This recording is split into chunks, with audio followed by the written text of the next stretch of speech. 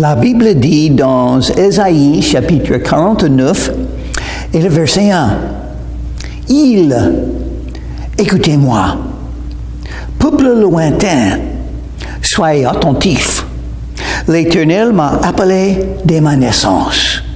Il m'a nommé dès ma sortie des entrailles maternelles. » Prions. Merci Seigneur pour la parole. Merci pour la vérité. Merci pour ton amour envers nous et ta miséricorde. Guide nos vies afin que nous puissions te servir. Dans ton nom, je te prie, Jésus. Amen. C'est un verset intéressant. Ça commence avec, pour nous dire à qui il parle. Il parle au peuple lointain. Et à qui? Appelé dès ma naissance, au peuple lointain. Il parle à tout le monde, c'est-à-dire. Il parle à ceux qui sont là et ceux qui sont partout dans le monde, parce que le message de Dieu est pour tout le monde. C'est pas pour moi seulement, ni pour vous seulement, c'est pour tous. Car Dieu a tout aimé le monde, qu'il a donné son Fils unique, afin que quiconque croit en lui ne périsse pas, mais qu'il ait la vie éternelle. Dieu vous aime, mais il aime votre prochain aussi. Il aime tous les habitants de toutes les villes de la région du Golfe de Saint-Tropez. Donc il faut prier pour eux, il faut penser à eux, il faut essayer à les aider, parce que le message de Dieu n'a pas changé. C'est pour tout le monde. L'Éternel m'a appelé dès ma naissance. Oh, c'est très important à comprendre. Dès ma naissance, il m'a nommé dès ma sortie des entrailles maternelles, dès ma naissance. Depuis le jour que je suis sorti de ma mère, ma vie sur la terre commençait à ce moment, et Dieu était là. Ce n'était pas dû au hasard, c'était dans le plan de Dieu, le dessein de Dieu. Il m'a donné ma vie et vous aussi. Et nous allons voir dans ce chapitre que normalement, c'est Ésaïe qui parle de lui-même, peut-être. Dans quelques-uns de ces versets, il parle de lui-même et le message que Dieu lui a donné. Mais aussi, ces versets parlent du Messie. Ce sont des versets messianiques. Et on peut voir dans quelques-uns de ces versets, ça parle de Jésus sans doute, du Messie, ce qu'il fera. Parce que Jésus aura un message, écoutez-moi. Pourquoi écouter? Parce que c'est un message de Dieu. Il faut entendre le message de Dieu, il faut l'écouter, il faut prendre garde, il faut te préparer à l'obéir parce que c'est le message de Dieu. C'est le message le plus important du monde, un message de Dieu. Et c'est vraiment l'œuvre d'un prophète. Un prophète obtient un message de Dieu et le donne au peuple. Si Jésus vous a enseigné quelque chose, il faut le dire aux autres. Ce qu'il vous a enseigné, c'est simple. Ésaïe était en train de le faire. Jésus lui-même l'a fait. Et c'est vrai ce que les musulmans disent, ce que le Coran dit. Jésus était un prophète. Nous savons, selon la Bible, il était plus qu'un prophète, mais il était un prophète. Ça, c'est vrai. Ça veut dire qu'il a enseigné la vérité. Le Messie a obtenu un message du Père, il a délivré, il a partagé avec les gens. C'est pourquoi il faut l'écouter. Dès ma naissance, quand vous êtes né, Dieu avait un dessein pour votre vie. Il vous a donné la vie humaine, la vie sur la terre. Et c'est pourquoi il veut vous donner la vie éternelle aussi. Mais quand il vous a donné la vie humaine, il vous a donné aussi un choix, le libre arbitre. C'est à toi de décider si vous allez chercher la voie que Dieu vous donne ou non. Dieu ne se force pas. Il vous a créé avec un choix. Jésus a dit, « Suis-moi et je vous ferai pêcheur d'hommes. » Mais il faut le suivre.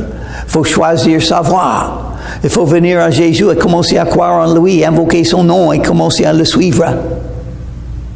Ça, c'est l'appel de Dieu. Il m'a appelé. L'Éternel m'a appelé. L'Éternel appelle tous à venir à lui. Mais combien ont entendu son appel et sont venus, ont choisi de venir après avoir entendu l'appel de Dieu? Être sauvé, c'est un appel. L'Esprit et l'Épouse disent, viens, venez à Jésus. C'est le message de Dieu par l'Esprit de Dieu. Selon Apocalypse, le dernier chapitre. L'Esprit et l'Épouse, oh, vous et moi. Parce que l'Esprit de Dieu utilise les croyants, il est en nous. Quand vous avez reçu Jésus en vous, vous avez reçu au même temps l'Esprit de Dieu en vous et il parle par vous. Si vous dites le message de Dieu, dès ma naissance, c'est-à-dire Dieu était là, en train d'agir, en train de guider votre vie, de vous former, de vous donner les capacités, les événements dans votre vie qu'il voulait, pour vous former, pour vous enseigner. Quelques-uns des événements étaient négatifs peut-être, mais on peut les vaincre par foi en Jésus-Christ, par regarder Jésus-Christ sur la croix de Calvaire, ce qu'il a souffert. Donc vous pouvez souffrir un petit peu, n'est-ce pas, pour lui. Il vous a appelé, c'est son appel pour vous enseigner. Il vous faut Dieu, il vous faut le pardon des péchés, il vous faut la vie éternelle, parce que vous avez appris que la vie est courte, n'est-ce pas? Vous avez appris que la vie va se terminer par la mort. Donc il faut Dieu. Il faut écouter, afin de connaître sa volonté, afin de mieux connaître Dieu. Dieu a parlé. Il a parlé par les prophètes. Il a parlé par Jésus-Christ. Il parle par l'Esprit de Dieu. Il parle par la Bible, la parole de Dieu. Il a rendu ma bouche semblable à un glaive tranchant. La bouche, il veut faire quelque chose avec votre bouche. La bouche d'un homme, la langue d'un homme, d'un être humain, d'une femme, peut être méchante. Tant de méchanceté, tant de mal, tant de malheur sont à cause de ce qui est sorti de la bouche. Mais ce qui est sorti de la bouche de Dieu, c'est la vérité. Et c'est puissante. C'est une de nos armes spirituelles. Si vous lisez Éphésiens chapitre 6, chapitre 5, où c'est? Maintenant j'oublie. Je crois que c'est Éphésiens chapitre 6. Je vais le chercher. Éphésiens, qu'est-ce qui m'arrive? Je suis trop vieux. C'est ça, oui. Chapitre 6, Éphésiens. Et le verset, quel verset parle de la parole de Dieu comme une épée?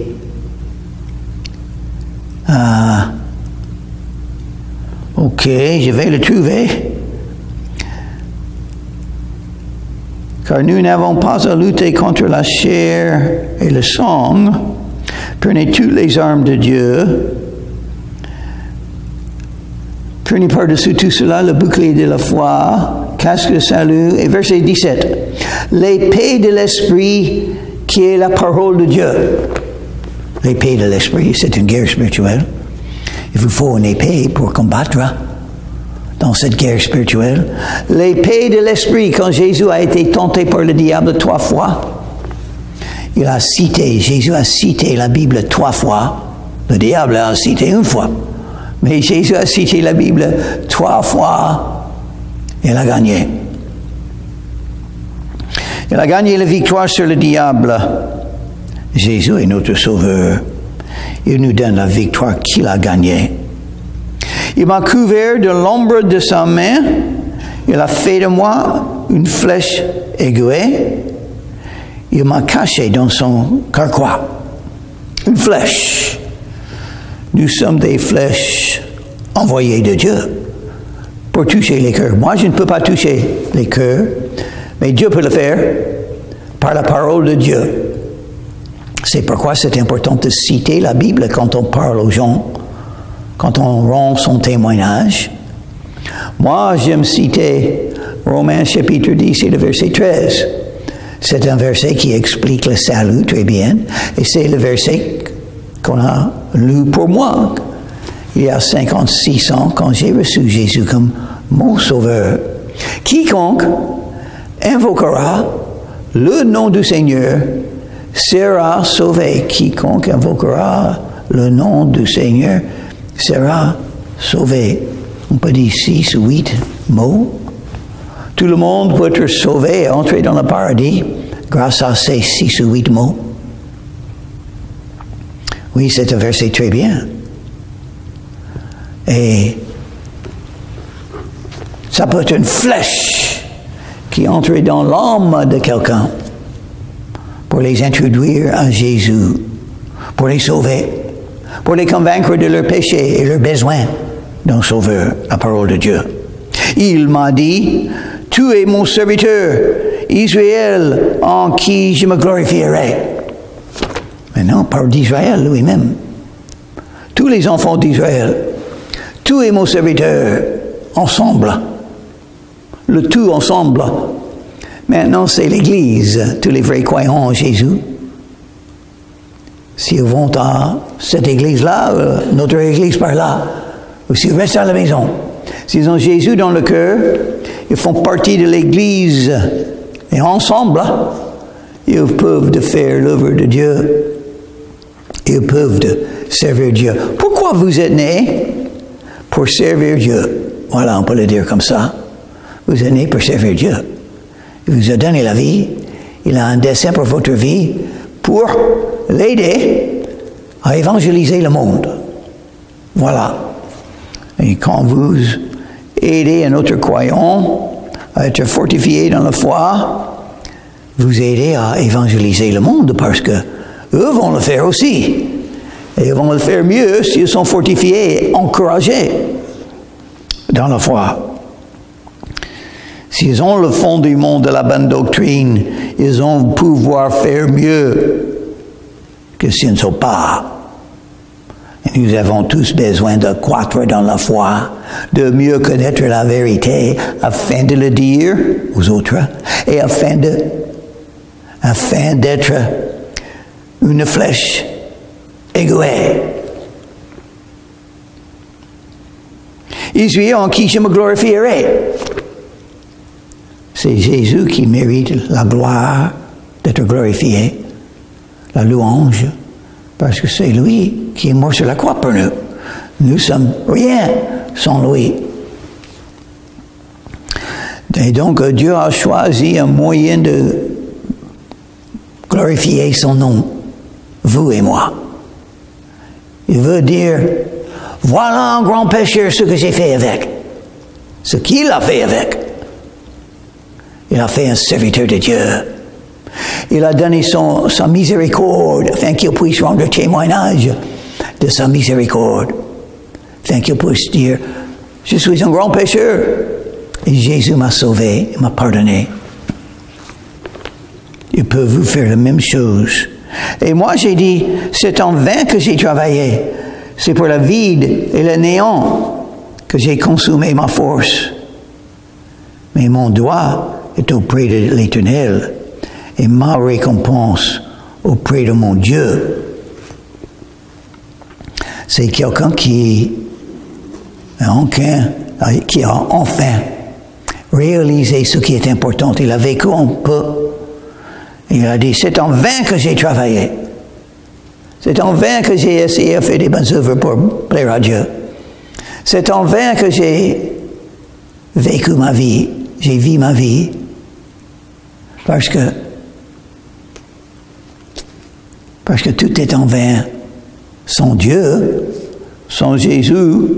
Et maintenant, il reconnaît que c'est l'Éternel qui est mon doigt. Mon doigt est auprès de l'Éternel. Ma récompense auprès de mon Dieu. C'est ce que Dieu donne. C'est ce que Dieu fera pour moi. C'est ce que Jésus a fait pour moi. Il est mort sur la croix. C'est ça, mon travail maintenant. Ce que Jésus a fait, ce qu'il a accompli, pas moi. Verset 5. Maintenant l'Éternel parle. Lui qui m'a formé dès ma naissance, pour être son serviteur, pour ramener à lui Jacob, et Israël encore dispersé, car je suis honoré au jour de l'Éternel, et mon Dieu est ma force. Ça c'est un verset très bien, n'est-ce pas, dans la Bible? Maintenant l'Éternel parle. Il parle. C'est la parole de Dieu. Il faut vivre par la parole de Dieu, c'est la nourriture spirituelle. Il faut croître dans la foi par la parole de Dieu. Il faut enseigner la parole de Dieu. Il faut apprendre la parole de Dieu. Il faut citer la parole de Dieu. La parole de Dieu est éternelle. Toute autre chose dans le monde qu'on peut voir avec les yeux va se terminer, sera détruit un jour, sera brûlé. Mais pas la parole de Dieu. La parole de Dieu est éternelle. Jésus a dit, le ciel et la terre passeront, mais ma parole ne passeront pas. L'Éternel parle, lui qui m'a formé dès ma naissance pour être son serviteur. Il m'a formé dès ma naissance. Il a dit ça plusieurs fois. Déjà dans le livre d'Ésaïe, même le verset 1 de ce chapitre. Il m'a formé dès ma naissance. Tout ce qui m'est arrivé, les parents que j'avais, c'était Dieu qui a choisi. Et les situations négatives que j'avais, c'est Dieu qui a choisi pour que je puisse être formé. Et si j'ai la sagesse, je vais comprendre pourquoi tout ça m'est arrivé. Quand j'avais 19 ans, quand j'avais 10 ans, je suis entré dans une classe et le professeur a enseigné tout le monde dans une ville en Californie. Tous les étudiants ont commencé à apprendre le français de Madame McCormick, une Irlandaise qui aimait la langue française et qui pensait que c'était important d'apprendre la langue française. Et donc, j'ai commencé à apprendre. Et chaque année, pendant 9 ans, j'ai étudié à l'école en Californie le français. Et j'ai gagné une petite base, un petit commencement. Et maintenant, je commence toujours à apprendre. Il y a beaucoup dans la langue française que je ne connais pas encore, mais j'apprends toujours. Heureusement, je peux toujours apprendre un peu. Pas comme avant, mais je peux toujours apprendre. Et pourquoi? Pourquoi il a fait ça dans ma vie? Il m'a gardé dans les classes françaises comme ça. Et j'ai eu des professeurs comme Madame McCormick comme ça. Pourquoi ça m'est arrivé? Mais regardez, j'ai cette envie toujours à aller en France et enseigner l'Évangile. Pourquoi l'Évangile? Parce que quand j'avais 15 ans, non, 16 ans, non, 15 ans, oui, c'était 15 ans. Quand j'avais 15 ans, on a déménagé et je me trouvais dans un coin où il y avait, pas loin, une famille chrétienne. Et la dame dans cette famille aimait les enfants. Tous les enfants de ses prochaines, elle aimait. Elle parlait de Dieu, elle parlait de Jésus toujours, parlait de l'Église. Elle a invité l'église, même les dimanches matins. Ils viennent à la maison, à moi et mes amis. Ils frappent à la maison. C'est dimanche. Il faut aller à l'église avec nous. Elle a fait ça. Oh, t'es aimable. Et grâce à elle, enfin, parce que j'avais un cœur, j'étais dans les ténèbres, il faut le dire. Après 3 ans, je connaissais cette dame, sa famille, ses enfants, et mes autres amis, on connaît aussi. Enfin, je suis venu à Jésus. Enfin, l'Esprit de Dieu m'a convaincu. À l'âge de 19 ans, je suis venu à Jésus. Et Jésus m'a sauvé. Donc j'ai appris le français. Intéressant. 3 mois, parce que j'ai étudié le français 9 ans. 9 ans dans les écoles. 3 mois après la fin de dernière classe de français, 3 mois après, j'ai reçu Jésus-Christ dans mon cœur. J'ai invoqué le nom de Jésus-Christ. Quelqu'un m'a cité Romains 10, 13. Et j'ai invoqué le nom de Jésus-Christ. Il est entré dans mon cœur. Et maintenant, je ne vais pas vous dire le reste de mon histoire. Oui, j'ai beaucoup failli, il faut le dire. Je ne suis pas un très bon croyant. Et donc, je pense, peut-être je suis le pire de tous les croyants. C'est vraiment possible. Donc, pourquoi j'ai cet appel? Parce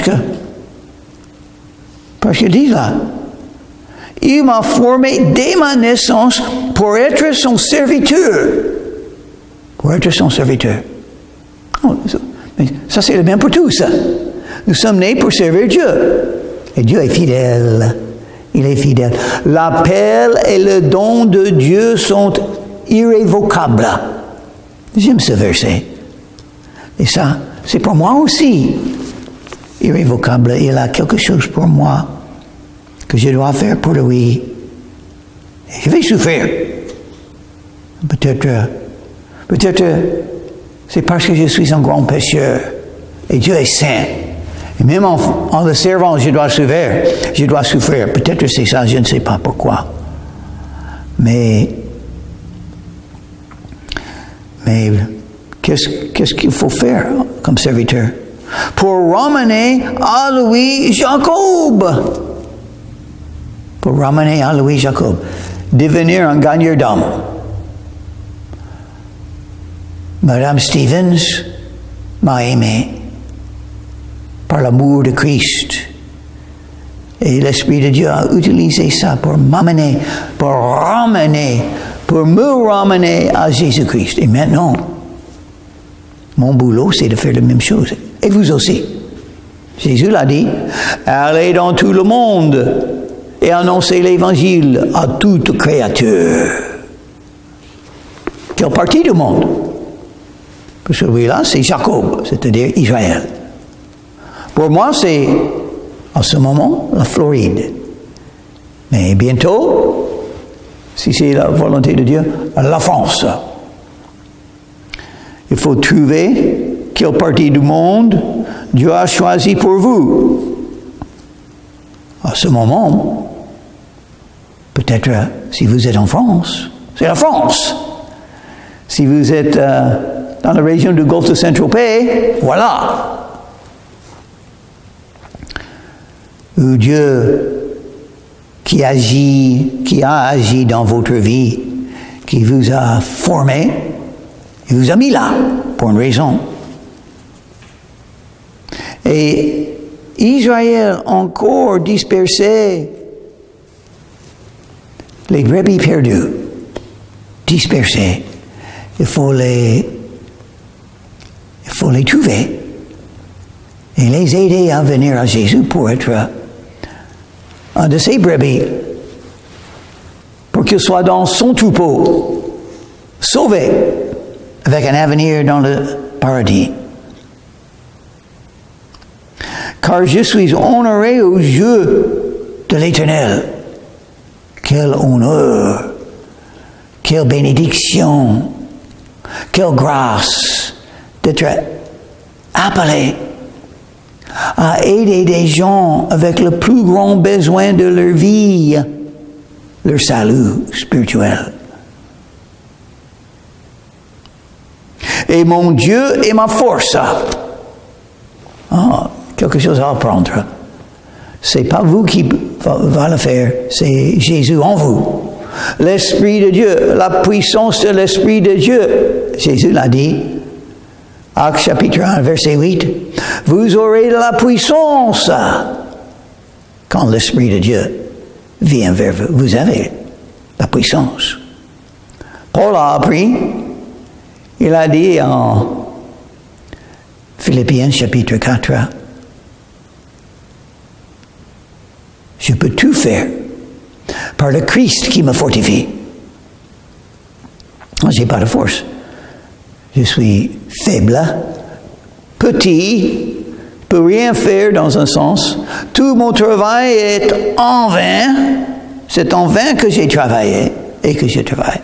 Si je le fais moi, mais si c'est Dieu en moi, il est tout puissant.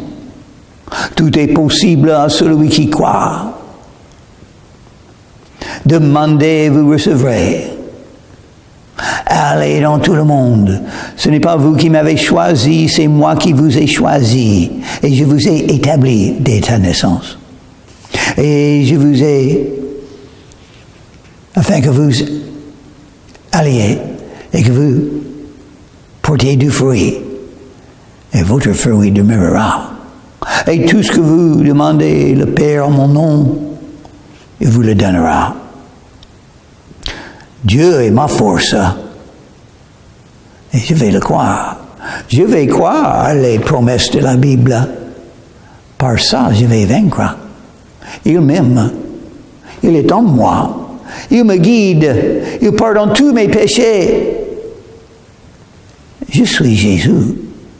Il va me guider pour ramener les dispersés à lui. Et ça, c'est un grand honneur. Je suis honoré aux yeux de l'Éternel. Et Jésus a dit, moi, honoré aux yeux de l'Éternel, moi, oui, il a dit, donc je vais le croire. Je vais croire que ce que je fais est important parce que c'est l'œuvre de Dieu. C'est pas moi qui le fais. C'est le bon Dieu qui le fait en moi. Comme tous les croyants qui croient, qui vivent selon la foi, qui ont confiance que Dieu est là et qui sont en train de faire sa volonté selon sa puissance et le pouvoir qu'il peut donner. Donc voilà, je crois que c'est bien d'être un croyant, d'avoir un appel comme ça, et nous avons tous le même appel. Cet appel, c'est pour nous tous. Il faut le croire. Il faut que ça, il faut l'obtenir en vous, par foi, en Dieu, et en ce qu'il a dit. Il a dit, écoutez-moi, écoutez-moi. Écoutez-moi, peuple lointain. Parce qu'il a un message pour nous. Il a une œuvre pour nous à faire. Il faut simplement connaître ce qu'il a dit et le croire. Et aller. Quitter la maison et le faire. Prions. Merci Seigneur pour cette journée. Merci pour la Bible. Merci pour ton amour et ton appel. Que ta volonté se fasse et que nous puissions honorer ton nom parce que c'est toi qui mérites. Dans ton nom, je te prie, Jésus. Amen.